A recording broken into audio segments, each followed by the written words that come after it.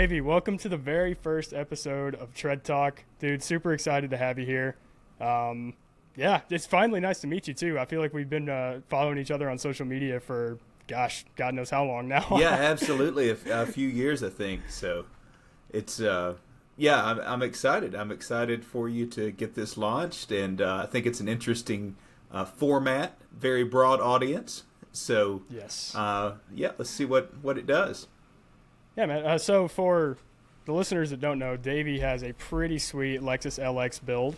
Why don't you just dig into that a little bit? Tell us what you've done to it and how far it's come over the years. Yes, so my truck is a 2011 Lexus LX 570, which, for those that aren't familiar, is the Lexus variant of the 200 series Landcruiser.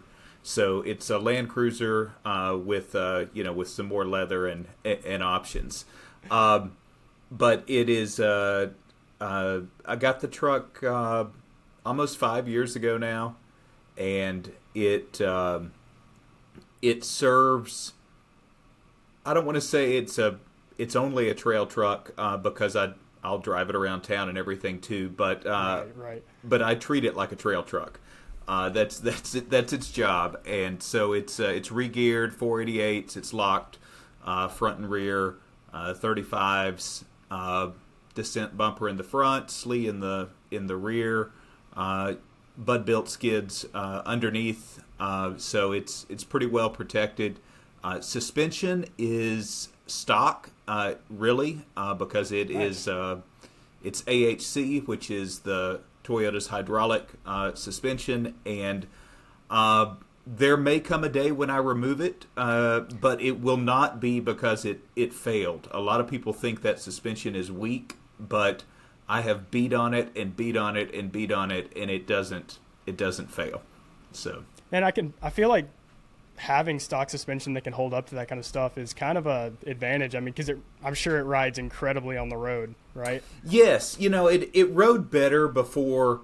I've got 35s on there that are all cut up and chewed up and that kind of thing. But yes, the suspension itself is still nice. Those trucks stock.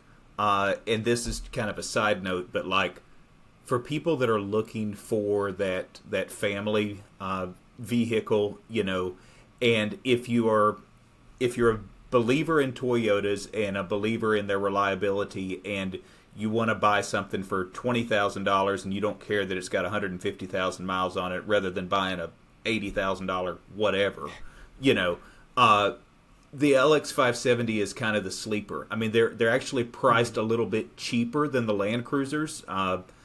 $5,000-$6,000 less, and you're seeing more and more of them out there. A lot of them were dealer service because the people that bought them originally were people that paid $100,000 for it. Right. Yeah, they're a good truck. So, something I haven't really looked into, but do the Landcruiser parts bolt straight on to the LX? Yes, it is. It is the exact same chassis, and the only difference is the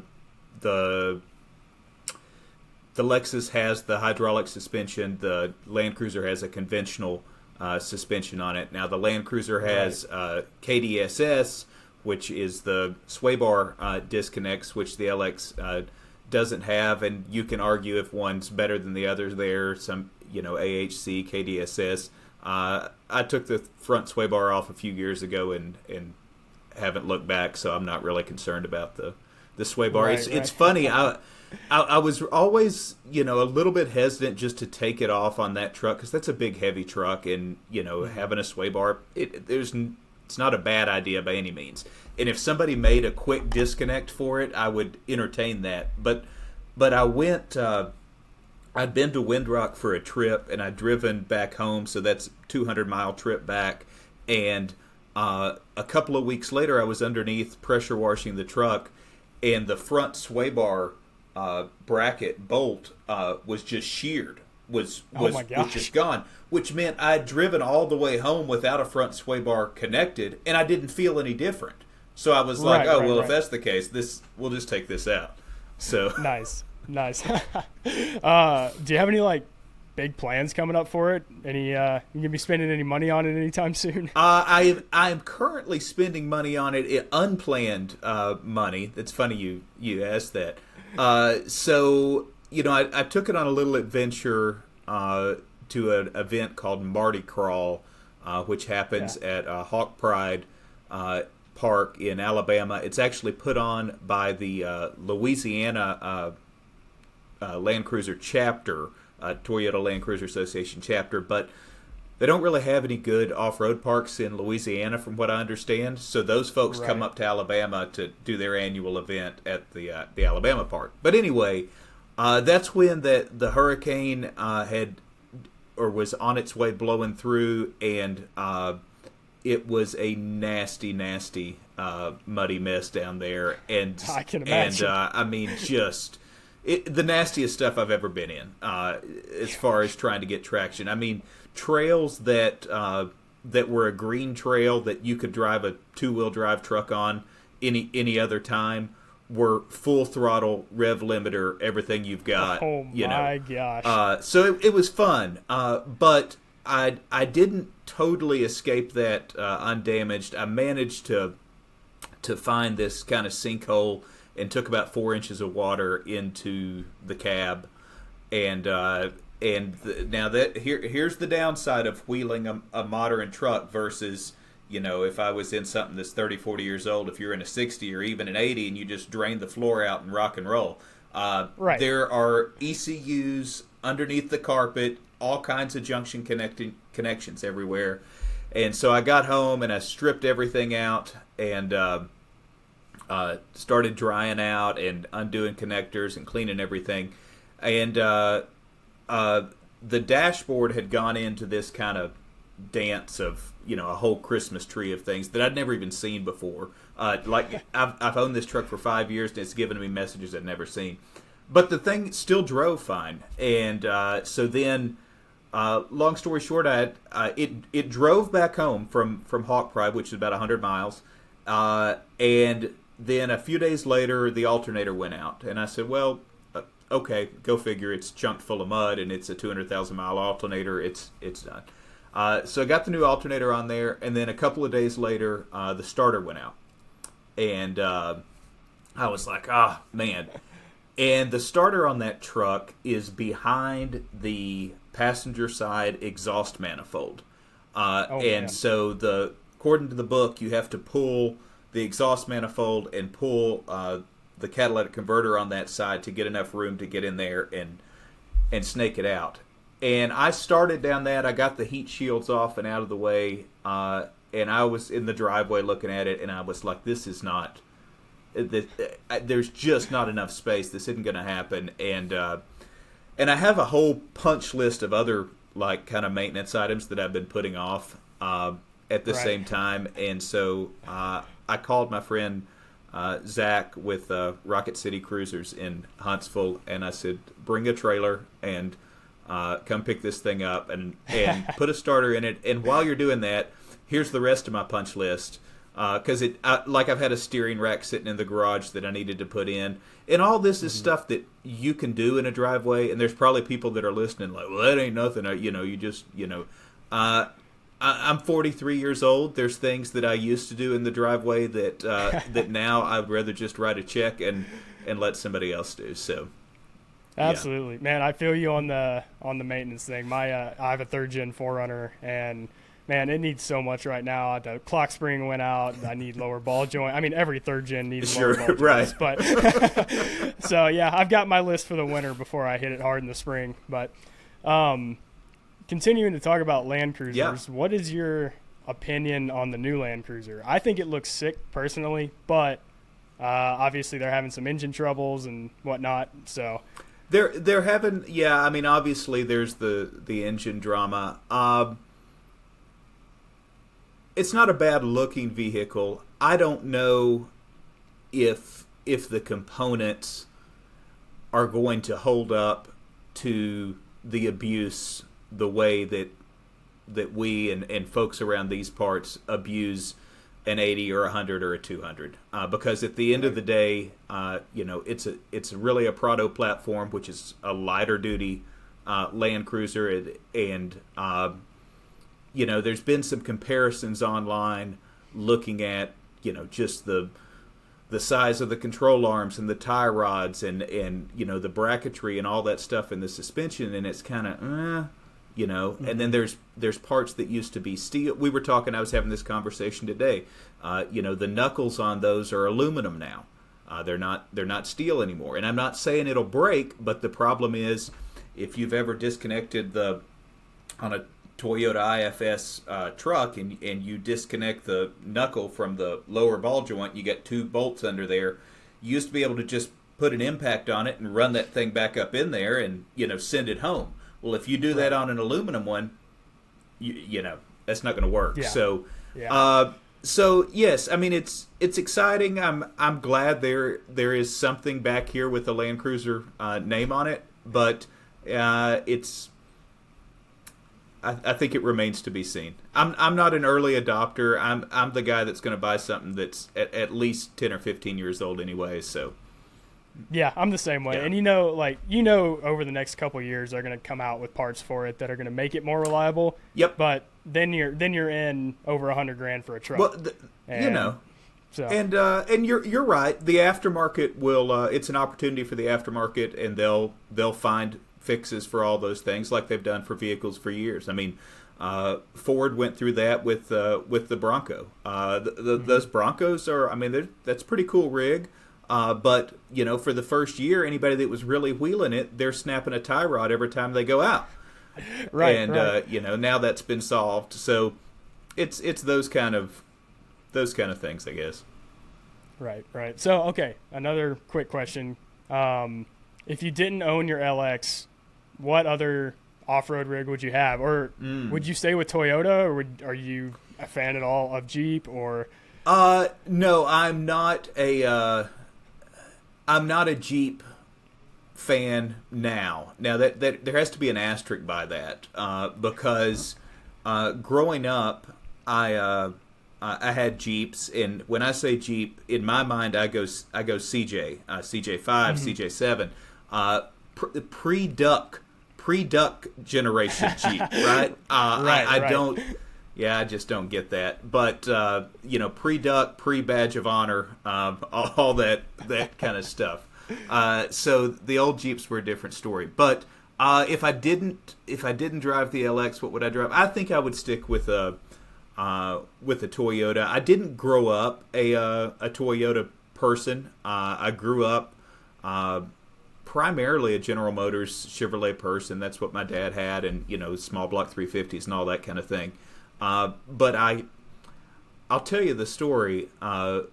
We have a 2007 RX 350, little Lexus RX 350 that we bought in 2009 when it was 2 years old.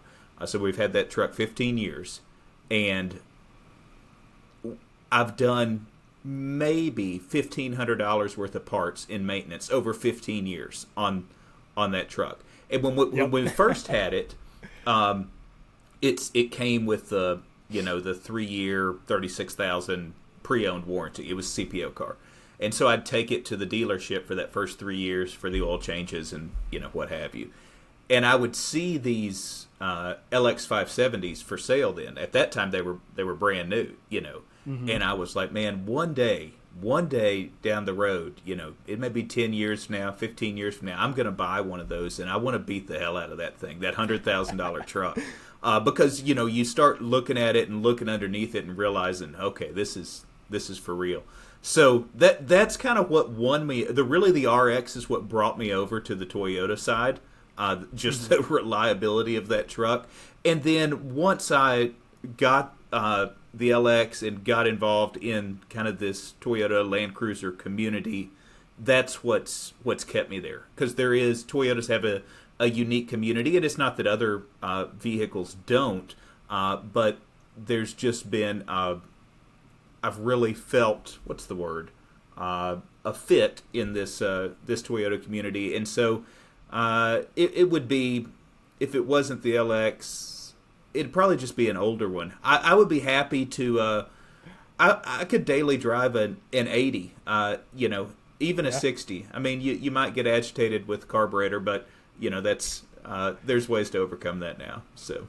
Of course, right, Yeah. right. No, that's awesome, man. That's a funny story you mentioned about the RX. My dad had one of those, literally the same year, 2007. Yep. Ran it. I mean, I think he put 350,000 miles on it before he hit a deer, and it was still going strong. And back I was 10 at that Sure. point. I don't know. I was young, and that instantly pulled me towards Toyota. Like I knew when I was 10, I was like, man, I want a Toyota one day. Those cars, and this is, we can talk about this because you're an all automotive podcast, right? Right.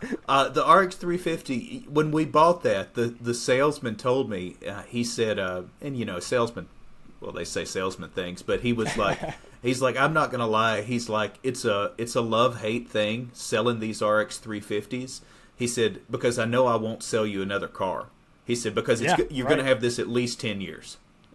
And Right. I was like, yeah, okay, whatever, man. Well, here we are 15 years later, so. Right. So that's funny, man. They just run forever. I don't understand how they do it, but they do it.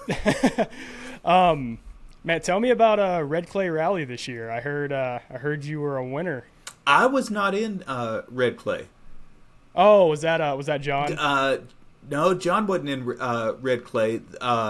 Jeff Hyden out of Chattanooga and LJ right. went to Red Clay, but I did not. I would like to do Red Clay. It's always been on my list, and now they've moved it around a few times, so I could make it work one of these days. But no, I hadn't done it. So It sounds like an interesting challenge, but yeah, also exhausting. It is. Yeah. Well then, yeah, I guess we'll move on. I got my facts all wrong there. It's all good. I could pretend I was there, but no, Hey, they're the ones that won it this year. So you can get Jeff or LJ on to talk about that. Yeah, there we go. There we go. I guess let's move on to your show, Overland Weekly. What was the thought behind starting that?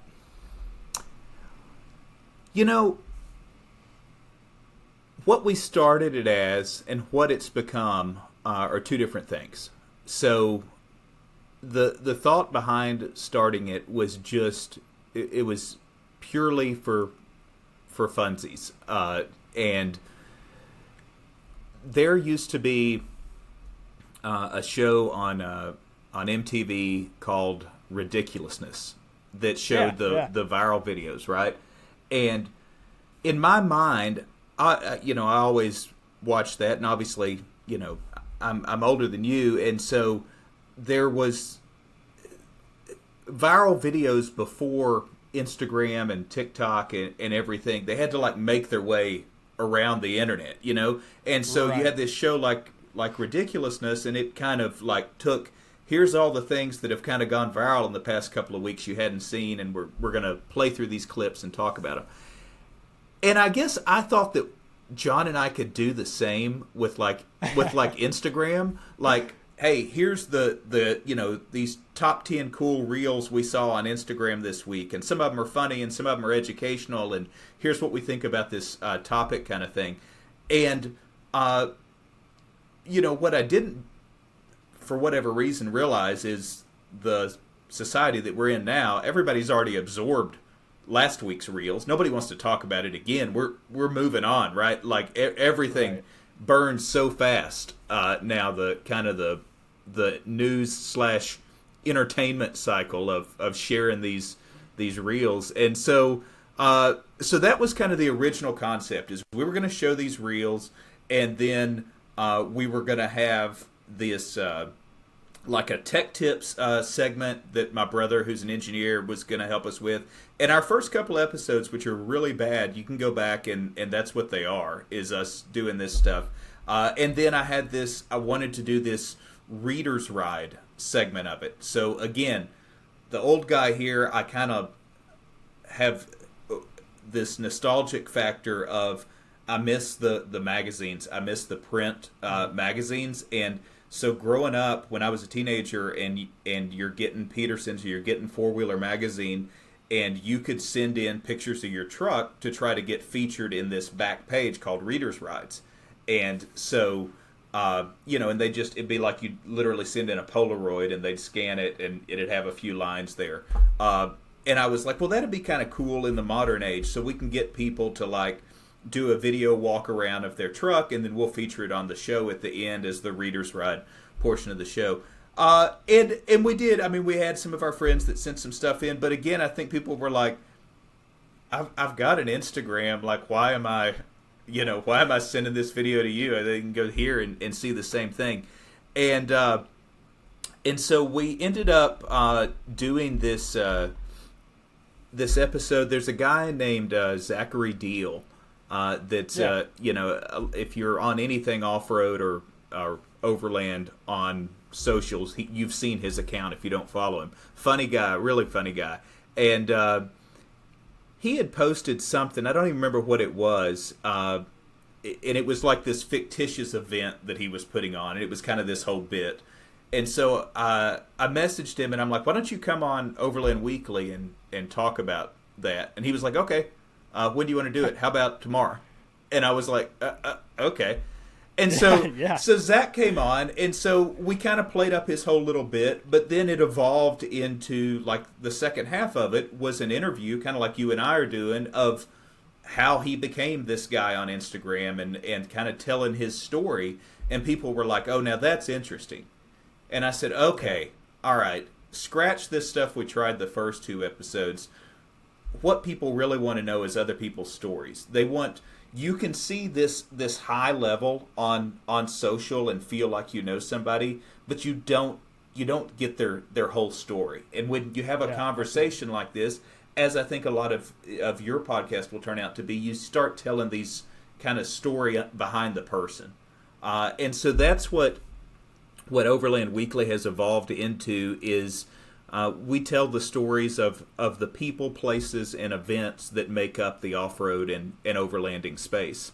And so sometimes that means talking to somebody that's a shop owner or a manufacturer, and sometimes it means recapping an event or that kind of thing. But it's the stories behind the community, and people have embraced that. I always say that it's a YouTube show. That's how, back to me thinking that we were going to do video commentary. That's kind of how we started, and I still prefer to have a video portion because sometimes we're showing pictures or we're showing video clips and we're talking through things. Zach Deal was the one that told me. We were talking afterwards, and he was like, hey man, you need to put this on all the podcast networks. And I was like, no, Zach, it's like a YouTube show. Like, you're here, and we were showing these pictures, and we were talking about it. He's like, no, listen. He's like, you need to put it on the podcast networks. He's like, people want that. It's a different experience listening to something while they're driving or doing something else. He said they don't have to visualize everything. He's like, put it on YouTube, too, but you need to put the audio up on the podcast. And I was like, this guy seems to know what he's doing, so I'll take his advice. And we did, and that worked. So to this day, we always have many more listeners than we do viewers on the video side. So for sure. Yeah. Well, you pretty much just segued right into what I was going to ask you next. Is talking about how you got into off-roading and did you grow up doing it? Was your dad into cars? Or Dad was into cars. Yeah, I mean, we grew up, knowing how to turn a wrench and work on vehicles, and but he was not. He did. He had a Ram Charger, '86 Dodge Ram Charger that I inherited from him. That was like my first real vehicle when I was 16, and it was capable, but it wasn't like some really built out off-road rig. It had a semi-built 360 in it, and it was on 32s or 33s. It was an automatic. It had that Chrysler, the Torque Flight 727, which people call the Torque Robber because it's really just it's not a great transmission in that regard. I wish it had a 4-speed. They offered them with a manual 4-speed, but anyhow. Nice. So I had the Ram Charger, and yeah, so I kind of had that off-road bug early. I was reading the magazines, and I was taking that truck places that it shouldn't go, and I was breaking it and getting it stuck and doing what teenagers do. And my dad was like, "Hey, if you're going to keep doing this stuff, you need to find another vehicle because you have to, this one drives you to school and drives you to work, and kind of got the responsibility talk of it." And he's like, "So you need to save some money and buy something else." And that's when I bought my first Jeep. I bought a CJ5. I was 16. I think it was a 72, and this thing, it was a 72 CJ5, light blue, and it had the AMC 360 in it. So AMC nice. used to put these V8s in these 1,500-pound CJ5s, which is crazy, right? Yeah, And, absolutely. dude, I didn't know any better, and those everything on that was so worn out. All the bushings and the leaf springs were so soft, and it was a manual 3-speed. And I just remember you'd dump that clutch, and when you'd hit second, that whole truck would just shift like this because there's so much torque in that motor with that little lightweight Jeep. So I had that one, and then ended up in a couple of other CJs. And again, we were wheeling in high school. I had friends with Broncos and different trucks at the time, but we weren't doing what I consider off-roading now. I mean, it was more, maybe it was more overlanding. Can I say that? Like before overlanding was a thing, in that to us, we just went off-roading down some public forest roads and went camping, right? And now that's like a whole thing. But then we didn't have a name for it. It was like just what we did. So, and that we sure didn't have all the gear that we have now. That it makes it a lot of fun now, right? That's funny, and I'll mention this, Trevor. I didn't realize that the word overland has this kind of connotation to it. It definitely does now. It definitely does. It's evolved into that. In my mind, and when I came up with the name for the show and all, overlanding was all these things that I really like kind of meshed together. So it was off-roading, and it was camping, and it was all these outdoors things. And then you had this tech kind of nerd, kind of gadgetry aspect of it. And it just was this, all that. And I'm like, well, this is cool. Well, I didn't realize that, like, if you said overland, then they're like, oh, well, you can't do the hard trails. And I'm like, well, no. You can overland the hard trails. Like, so that's some people have given me pushback on the name, like you don't treat that truck like an overland truck, and I'm like, I didn't know it was a bad word. Like, yeah, but once you've got a brand and a domain and a logo, we're not changing. We're rolling with it. No, that's just your opportunity to go prove them wrong. Right. Yeah. So no, that's cool, man. I appreciate that you drive a daily that you don't mind beating up. And well, it's funny because I had another daily. I had a 3/4 ton Chevrolet pickup that I had bought with the intention of maybe I need to start trailering the LX to places, especially if I'm gonna, not that it can't drive down the highway, but just if you're gonna break something or this and that. And the LX never broke until it did just a few weeks ago. But like, for like 2 years, it never gave me any trouble. And when I'd come out in the driveway in the morning, and it's like, do I want to drive the pickup or do I want to drive the Landcruiser? I'm getting in the Lexus every time. And absolutely. So I sold that truck a few months ago, right before I could have really used a second spare vehicle, because I was like, I never drive it. So that's the story. Yeah. Nice. I guess last question is, what's next for you? What's next for the podcast? Any big plans coming up? We've got some new guests coming up on the podcast that I'm excited about. It's become interesting.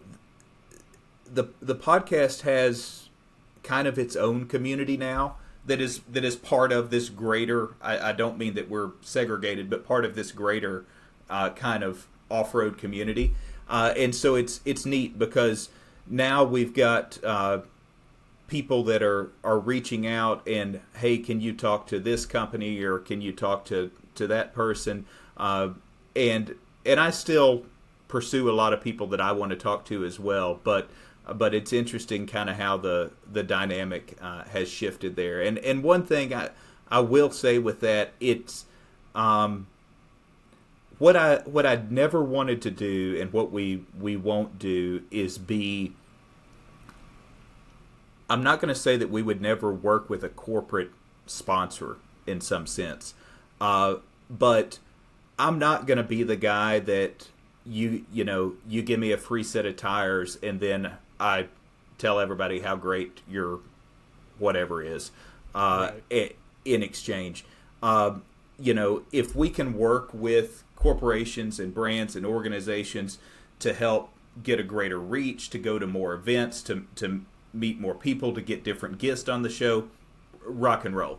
But I don't want to be a product review podcast. If you know what I'm saying, there's too many of those on YouTube. That drives me nuts, right? Like, agreed. And you can tell as soon as you start the video, they're not 30 seconds in, and you're like, I don't need to watch this. Like, honest review, yeah, right. So, sorry, that's kind of a tangent. Next for me is, we've got some events coming up here in Nashville. We've got Overland Nashville's Christmas event coming up at Mill Creek. I had to think about what it's called. With the toy drive and all, that is the second Saturday, I think, in December. And so anybody that's listening that's in the Middle Tennessee area, that is always a really, really good time. And so Overland Weekly is involved with that. We're going to do an episode from the event this year, and that should be fun. And then we've got some trail rides coming in January. I'm anxious to get back out there. So nice. I guess I didn't ask, where in Tennessee are you? I'm in Franklin. So man, we're like probably 20 minutes from each other. I live in Spring Hill. Yeah, so we're super close. Well, spoiler alert for the audience. Yeah, we did not know that. I didn't know he could have been totally somewhere else. So yeah. There we go. Yeah, maybe I'll see you at Mill Creek then. That's the plan. I'm planning on going this year. So it's a fun time. I'll plug that for anybody that's listening for Nick. So here's the premise I always tell everybody. I mean, there's 200 plus trucks that show up. So you have an off-road shop, which is Mill Creek Overland. Then you have a brewery, which is Mill Creek Brewery. They just happen to kind of sit right across from each other, and there's this giant field in between that just turns into a big tailgate party of everybody pulling their trucks up and hanging out. And then Mill Creek Overland sets up their RTI ramp, and so you got an RTI ramp contest. And the deal is everybody brings a toy, and you donate the toy. Those go to Vanderbilt Children's Hospital. They take a huge thing of toys over there. But you get a raffle ticket. You get 2 raffle tickets. One gets you a free beer at the brewery, and one for the prizes. He's got a lot of sponsors this year, donations for prizes. So if you're looking for something to do on a Saturday afternoon here in a few weeks, come see us at Mill Creek. And it's a fun event, too. I was there last year, and just seeing, probably 200 rigs there. Yeah, that's the thing, and it's not a Toyota event. I should clarify that. Yeah, this is an everybody and everything. I mean, there's beaters there, and there are $200,000 rigs there. So right. Yeah, you never know what you're gonna get. Yeah. So awesome. Hey, so where can everybody find you on social media? You can find me myself personally. It's on Instagram is Davey Jordan 1. And then Overland Weekly, everything is just at Overland Weekly. Awesome. Dude, thank you so much for coming on the show. All right, Trevor. We'll keep it short for this first one, but... That was fun, man. Yeah. Man, it was great. Yeah. I enjoyed having you on. All right. See you now. Awesome. See ya.